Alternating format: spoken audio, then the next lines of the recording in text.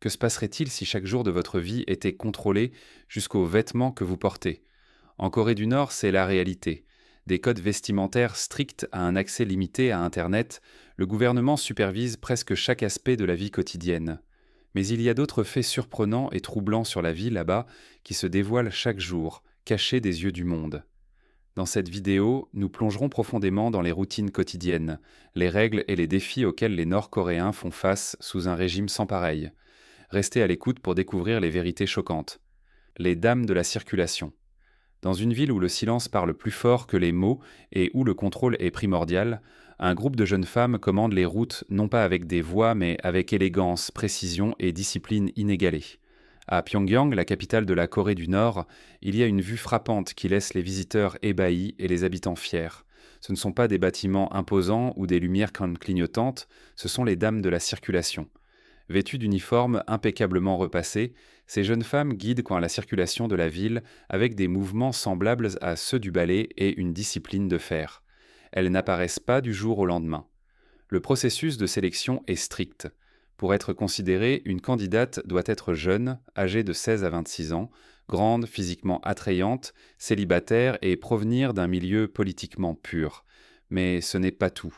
La loyauté envers le régime en place est non négociable. Une fois choisi le véritable défi commence. L'entraînement est intense.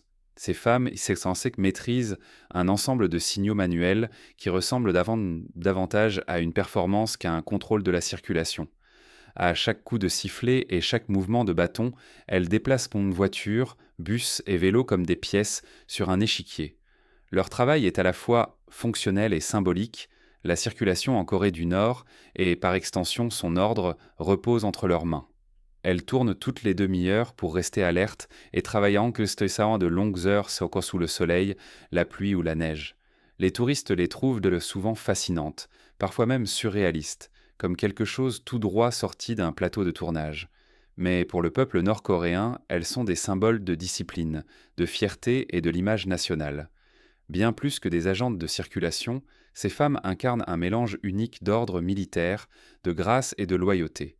Dans un pays où le contrôle est tout, elles ont transformé la direction de la circulation en une forme d'art, reflétant la beauté étrange et structurée de la vie derrière le rideau de Pyongyang.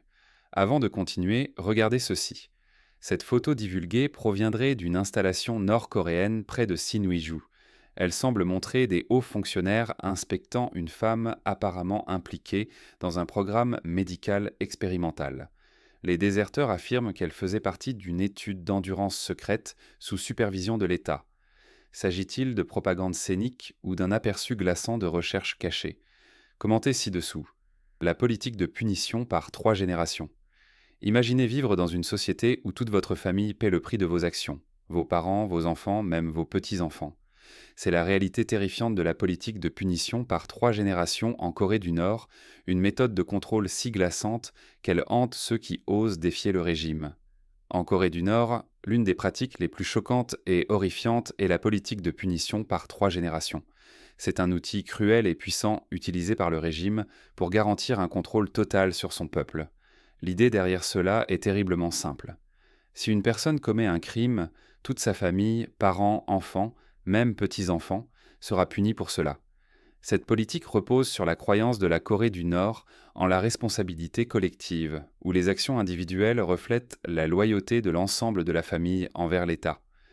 Sous le règne de Kim Il-sung, la Corée du Nord a mis en œuvre ce programme terrifiant dans le cadre de son système plus large de répression politique. Lorsqu'une personne est accusée d'un crime politique, elle peut faire face à la torture, au travail forcé, voire à l'exécution publique. Mais ce n'est pas la pire partie.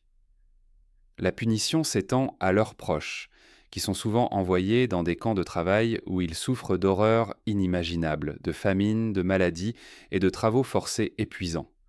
Le pouvoir du gouvernement est maintenu en gardant les gens dans une peur constante, non seulement pour leur propre sécurité, mais aussi pour la vie de leur famille. Ceux qui osant s'exprimer ou tenter d'échapper au régime font face à la terrible réalisation que leurs proches supporteront les conséquences. Les déserteurs qui parviennent à s'échapper partagent souvent des récits déchirants de la vie dans les camps de travail où ils ont été arrachés à leur famille, sachant qu'ils ne pourraient jamais revenir sans les condamner à une vie de souffrance. La politique de punition par 3 générations continue de hanter ceux qui y vivent, un rappel constant de la peur et de la cruauté qui maintiennent les gens sous contrôle. La ville factice. Que se passerait-il si un village avait l'air parfait à l'extérieur mais était complètement faux à l'intérieur? Au milieu de la zone démilitarisée coréenne, la dangereuse frontière entre la Corée du Nord et la Corée du Sud, il y a un étrange village appelé Kijongdong. De loin, il ressemble à une ville moderne et heureuse. Il a des maisons colorées, une école, un hôpital et des bâtiments hauts.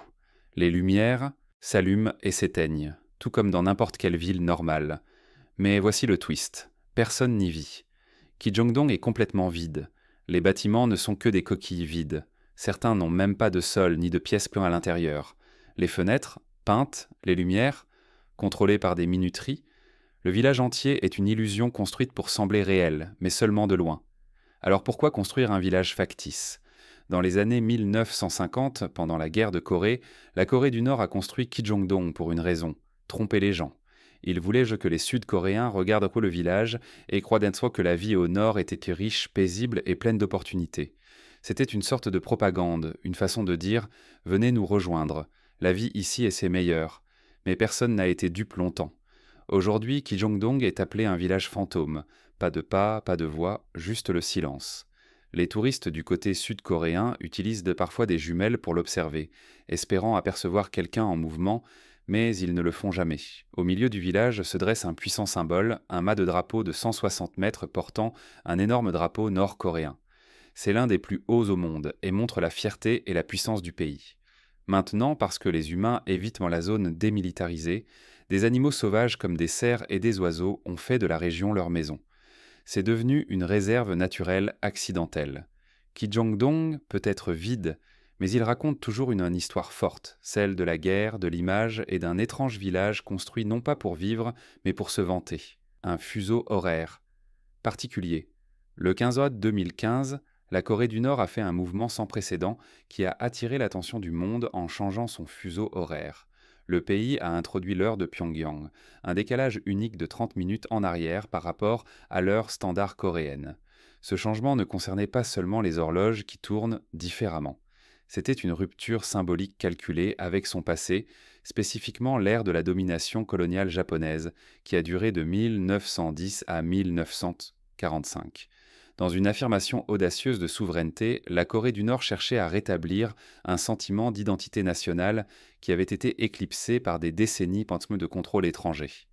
Avant ce changement, la Corée du Nord, la Corée du Sud et le Japon partageaient tout le même fuseau horaire, mais la décision d'adopter UTC plus 8h30 marquait un départ significatif de cette histoire partagée. En reculant ses horloges, la Corée du Nord cherchait à se distancer de l'influence historique du Japon et à revendiquer un fuseau horaire qui avait été en place avant la période coloniale. Ce changement était un acte symbolique de défi, une déclaration claire au monde que la Corée du Nord avançait selon ses propres termes, à son propre rythme et avec un nouveau sens de fierté dans son histoire et son indépendance. Cependant, la décision n'était pas sans conséquences. Le changement de fuseau horaire a provoqué de la confusion et des problèmes logistiques, en particulier pour les entreprises, les organisations et les voyageurs internationaux. Pour le reste du monde, le nouveau fuseau horaire de la Corée du Nord a créé un décalage de 30 minutes entre elle et ses voisins, la Corée du Sud et le Japon, compliquant tout, de la planification de réunions à la réservation de vols. La coordination entre les frontières est devenue un défi, surtout pour les organisations travaillant en étroite collaboration avec des homologues nord-coréens. Les voyageurs internationaux ont dû s'adapter à ce décalage unique lors de la navigation à travers des questions sensibles au temps. Malgré les difficultés pratiques, l'heure de Pyongyang est devenue le symbole du désir profondément ancré de la Corée du Nord pour l'autonomie.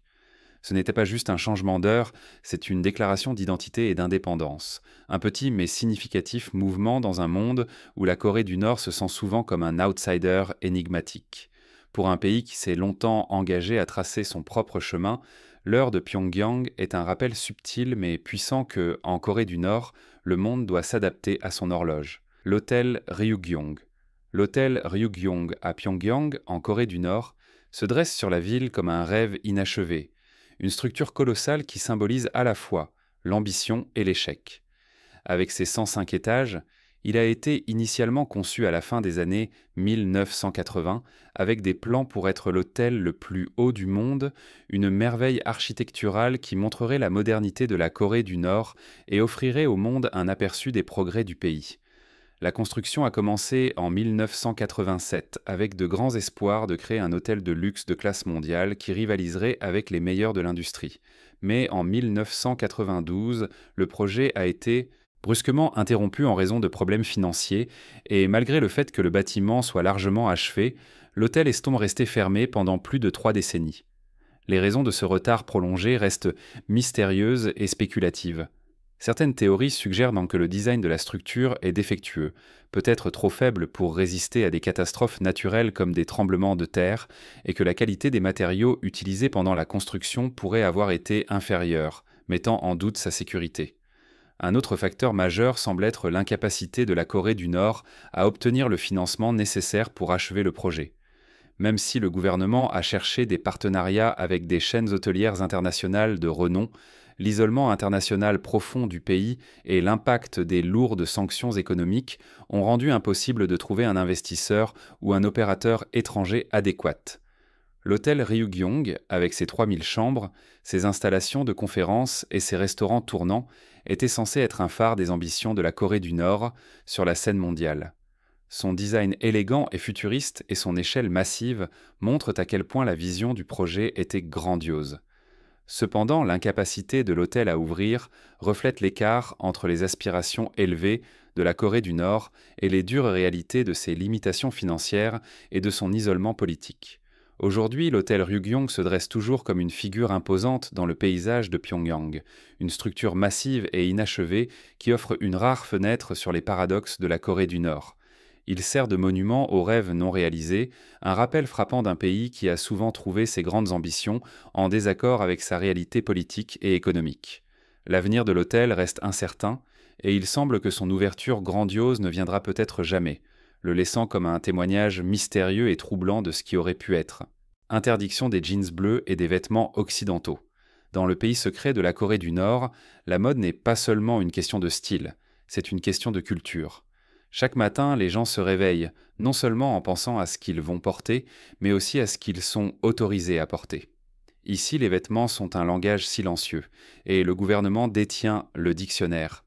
Les règles sont claires, s'habiller modestement de manière conservatrice et d'une manière qui reflète les valeurs socialistes de la nation. Pas de flashy, pas de flair, juste unité, loyauté et contrôle strict. Oubliez les jeans déchirés ou les baskets tape à l'œil. En fait, oubliez complètement les jeans bleus. Ils ne sont pas interdits par la loi, mais les porter est comme agiter un drapeau pour la culture occidentale, quelque chose que le régime craint profondément. Pour les dirigeants nord-coréens, les jeans ne représentent pas seulement la mode. Ils représentent le capitalisme, la liberté et le choix individuel, toutes des idées dangereuses. Au lieu de cela, les citoyens sont censés porter des vêtements traditionnels, coréens ou des tenues simples semblables à des uniformes. Ces vêtements ne sont pas seulement considérés comme appropriés et patriotiques, mais ils rappellent également aux gens leur identité commune et l'histoire que le régime souhaite protéger. Même les uniformes scolaires, les coiffures et le maquillage sont soigneusement contrôlés. Avoir une apparence trop étrangère peut attirer une attention indésirable, des soupçons ou pire. La prise du gouvernement sur la mode va au-delà des tissus et des boutons. C'est une stratégie. En contrôlant comment les gens s'habillent, ils contrôlent aussi comment les gens pensent. Pas de couleurs vives, pas d'affirmations audacieuses, pas d'individualité. L'objectif est de construire une société qui a l'air identique, agit de la même manière et ne remet jamais en question les règles. Et pourtant, des murmures de changement se glissent. Des marchés noirs secrets vendent des vêtements de contrebande. Certains jeunes se rebellent discrètement, portant des pantalons serrés ou utilisant du maquillage caché. Ces petits actes de style deviennent de courageux actes de résistance. Mais pour la plupart, la mode en Corée du Nord n'est pas une question d'apparence, c'est une question de sécurité. Dans un monde où porter les mauvaises chaussures pourrait déclencher une alerte, s'exprimer à travers les vêtements est un rêve hors de portée. En Corée du Nord, votre tenue ne montre pas seulement votre goût, elle montre votre loyauté. Et dans un pays gouverné par le contrôle, même votre garde-robe fait partie du régime. La coiffure n'est pas votre choix. En Corée du Nord, même votre coiffure n'est pas votre choix, c'est celui du gouvernement. Dans un pays où presque chaque aspect de la vie est surveillé et contrôlé, les coupes de cheveux en Corée du Nord ne font pas exception. Ici, le soin personnel n'est pas seulement une habitude, c'est un livre de règles. Dans les villes et villages à travers le pays, les salons de coiffure ne montrent pas de magazines, tendances ni n'offrent de nouveaux looks audacieux. Au lieu de cela, ils affichent en des affiches officielles avec une liste de coiffures approuvées. Vous ne choisissez pas votre style, le gouvernement l'a déjà fait. Pour les hommes, les règles sont claires et strictes.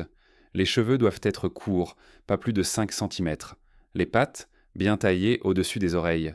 Pas de pics sauvages, pas de dégradés sophistiqués. La coupe de cheveux la plus courante, celle portée par Kim Jong-un lui-même. Ce n'est pas seulement un style, c'est un message de loyauté. Avoir l'air du leader est une façon discrète de dire « je respecte les règles ». Pour les femmes, les choses vont encore plus loin. Votre coiffure dépend de votre statut marital. Les femmes pas mariées ont un peu plus de liberté. Cheveux plus longs, peut-être un petit accessoire. Mais les femmes non mariées, elles doivent en garder leurs cheveux courts et simples. Pas de teinture, pas de boucles, définitivement pas de glamour à l'occidental. Ce n'est pas seulement de la mode, c'est du contrôle. Le gouvernement impose ses règles strictement. Les fonctionnaires vérifient les salles, les groupes de quartier espionnent les uns les autres. Une mauvaise coupe de cheveux pourrait entraîner une humiliation publique ou des avertissements officiels. Certaines personnes subissent même des coupes forcées sur le champ. Pourquoi un tel contrôle sur quelque chose d'aussi insignifiant ? Parce qu'en Corée du Nord, votre apparence est ce que vous êtes, obéissant, loyal et jamais différent.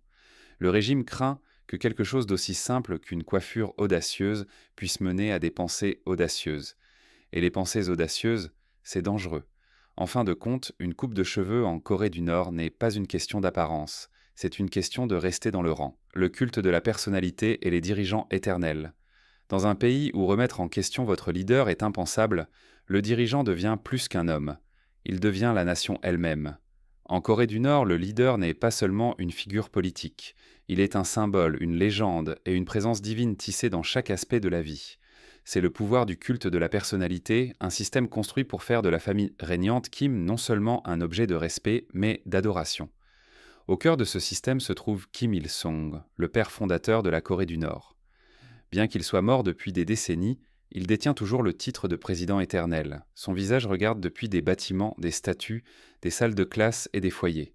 Ces mots forment le fondement de la philosophie nationale du pays, le juche qui enseigne l'autosuffisance totale et la dévotion profonde au leader. Cette profonde admiration ne s'est pas arrêtée avec Kim Il-sung. Son fils, Kim Jong-il, a hérité non seulement de la position de pouvoir, mais aussi du mythe. Il a été décrit comme un penseur brillant, un génie militaire, et le cher leader qui ne pouvait pas se tromper. Son image a été soigneusement façonnée pour continuer l'héritage de force et de perfection. Aujourd'hui, Kim Jong-un dirige la Corée du Nord avec le même niveau de contrôle et la même intensité de construction d'image. Les histoires racontées à son sujet promeuvent l'image d'un leader intrépide et intelligent. Les médias d'État le montrent résolvant des problèmes, guidant l'armée et prenant soin du peuple, le tout avec aisance et sagesse. Dès l'enfance, les citoyens sont enseignés à honorer et à protéger l'héritage Kim. Dans les livres scolaires, à la télévision, lors de cérémonies publiques, chaque message loue le leadership. Les statues doivent être nettoyées régulièrement. Les badges avec le visage du leader doivent être portés fièrement. Les gens sont censés s'incliner, saluer et montrer une loyauté totale.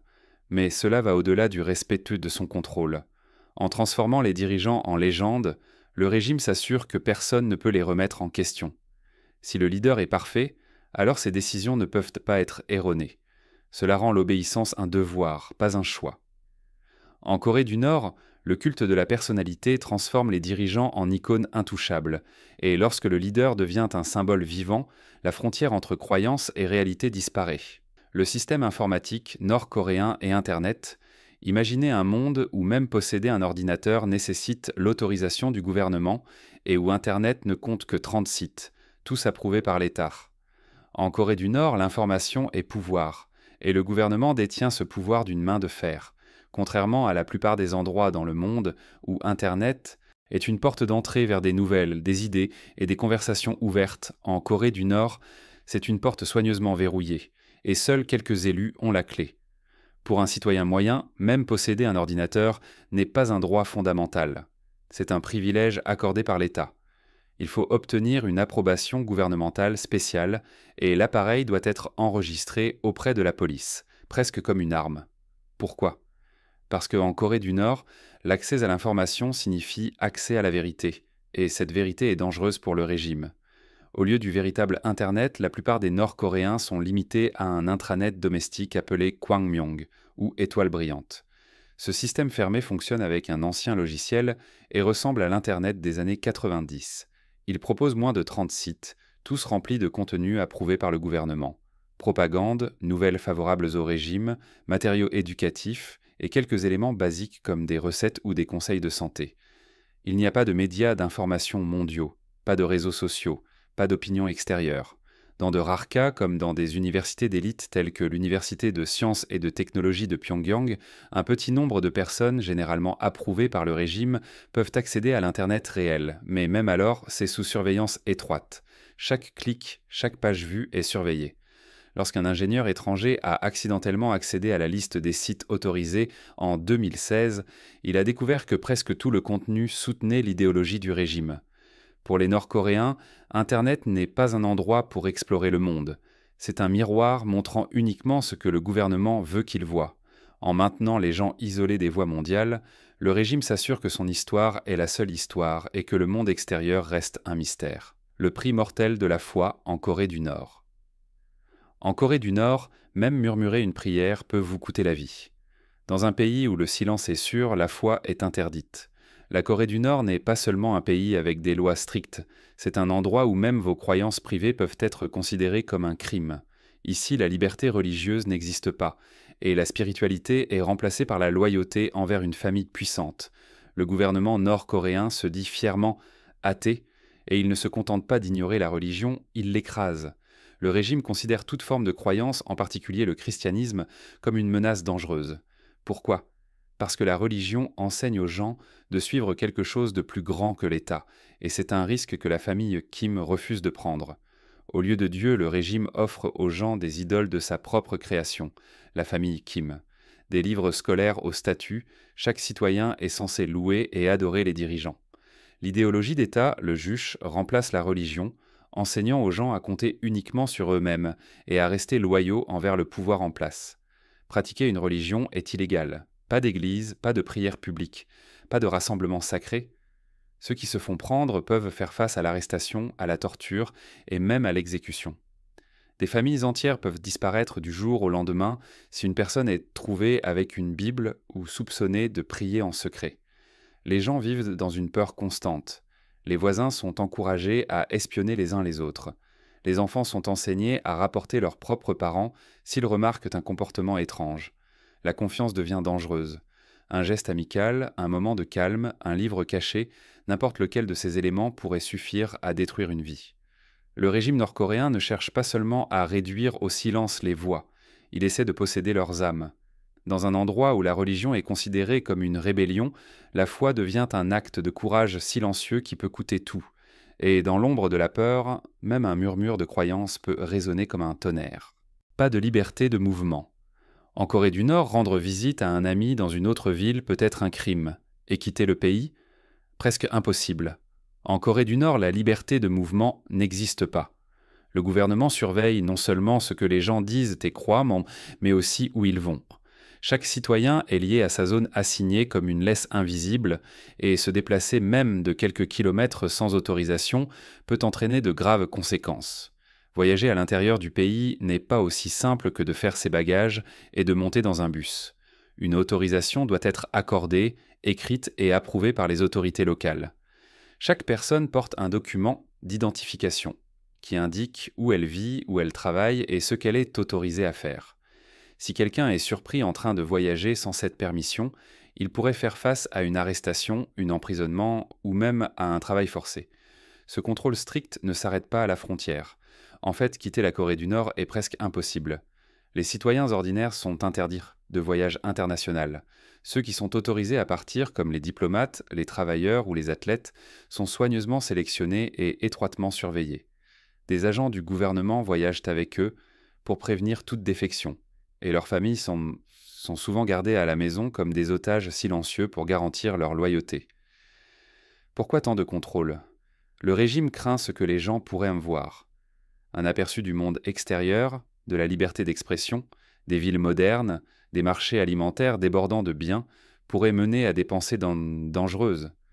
Pourquoi n'avons-nous pas cela? Pourquoi nous mentons? Pour le gouvernement, permettre aux gens de se déplacer librement représente une menace pour leur contrôle. Il ne s'agit pas seulement de localisation, il s'agit de limiter ce que les gens peuvent apprendre, ressentir ou espérer. Le mouvement signifie accès et l'accès signifie vérité. En Corée du Nord, chaque pas que vous faites est surveillé, suivi et contrôlé, car au moment où les gens commencent à marcher librement, ils pourraient enfin courir vers la liberté. La sanction sur le mépris. En Corée du Nord, le prix du mépris est inimaginable, et cela pourrait vous coûter tout. Le régime dirigé par la famille Kim applique une politique de tolérance zéro pour la désobéissance, et remettre en question ou défier le leadership peut entraîner un emprisonnement, un travail forcé ou même une exécution. La loyauté est non négociable, et même le plus petit acte de mépris, comme une image endommagée ou une critique murmurée, peut conduire à des punitions dévastatrices. L'image de la famille Kim est sacrée, et la profaner est considérée comme une grave offense.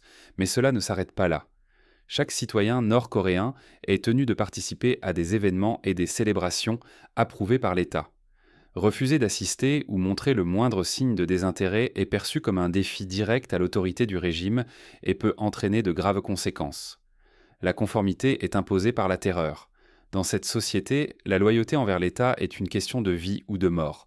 Le contrôle du gouvernement s'étend bien au-delà du simple comportement. Les médias, en particulier la radio et la télévision, sont entièrement contrôlés par l'État.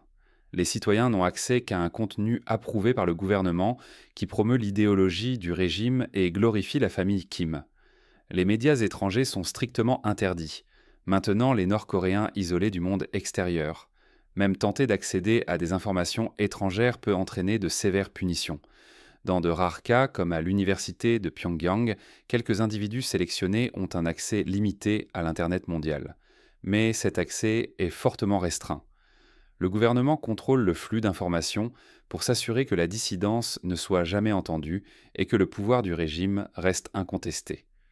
En Corée du Nord, où chaque action est bon à scruter, sortir des sentiers battus n'est pas seulement risqué, c'est fatal, médias restreints. En Corée du Nord, le gouvernement exerce un contrôle total sur les médias, en particulier la radio et la télévision. Contrairement à la libre circulation de l'information dans la plupart des parties du monde, les Nord-Coréens n'ont accès qu'à un paysage médiatique strictement contrôlé où chaque contenu est approuvé par l'État. Toutes les stations de radio et chaînes de télévision sont gérées par le gouvernement et leur objectif est au clair: promouvoir l'idéologie du régime, glorifier la famille Kim et s'assurer que les citoyens restent loyaux envers l'État.